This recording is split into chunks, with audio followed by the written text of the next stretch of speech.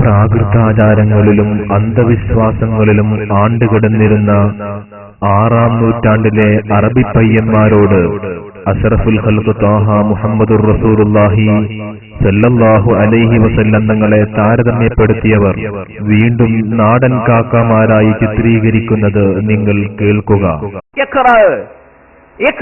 രാത്രി ഇരുട്ടത്ത് ഗുഹയിൽ ഭജനമിരിക്കുന്ന മുഹമ്മദ് നബി സല്ലല്ലാഹു അലൈഹി വസല്ലം എന്ന മയമാക്ക കേവലം ഒരു മയമാക്കാക്ക് കിട്ടിയതാണ് ഖുർആൻ എന്ന് മുജാഹിദുകൾ വിശ്വസിക്കുന്നുണ്ട് എങ്കിൽ ആ പ്രമാണത്തിലൂടെ മതത്തിലേക്ക് മടങ്ങാൻ മുജാഹിദുകൾക്ക് സാധിക്കുകയില്ല. അങ്ങനെയാണെങ്കിൽ ഒരുപാട് മയമുതുമാർക്ക് ഈ പ്രമാണം കൊണ്ടുവരാൻ സാധിക്കേണ്ടിയിരുന്നു.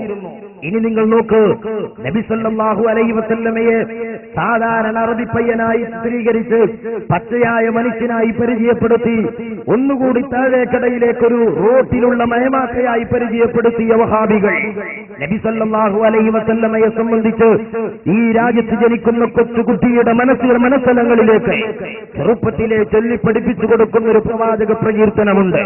സല്ലല്ലാഹു അലാ മുഹമ്മദ് സല്ലല്ലാഹു അലൈഹി വസല്ലം എന്ന് പറയുന്ന ഒരു വിശ്വാസിയുടെ ചുണ്ടുകളെ ധന്യമാക്കേണ്ട വാചകങ്ങൾ, ആ വജസ്സുകളെ, ആ പ്രകീർത്തനങ്ങളെ വളരെ അശ്ലീലമായ ശൈലിയിൽ വിശ്വാസികളുടെ ഹൃദയങ്ങളിലേക്ക് പ്രവാചക മതിപ്പിനെ നിഷ്കാസനം ചെയ്യുന്നതിന് വേണ്ടി അടിച്ചുകയറ്റാൻ ശ്രമിക്കുന്ന മൗലവിമാരുടെ വാചകങ്ങൾ ശ്രദ്ധിക്കുക.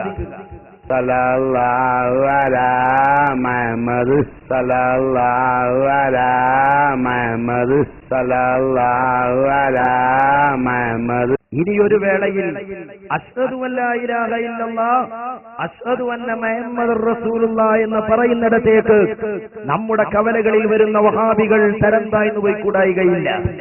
ഇസ്ലാമിക ആചാരങ്ങളെയും അനുഷ്ഠാനങ്ങളെയും പരിഹസിക്കുന്ന വഹാബി കിങ്കരന്മാർ പുണ്യപ്രവാചകൻ മുത്തുനബി സല്ലല്ലാഹു അലൈഹി വസല്ലം തങ്ങളെ വീണ്ടും പച്ച മനുഷ്യനാക്കി ചിത്രീകരിക്കുകയാണ്.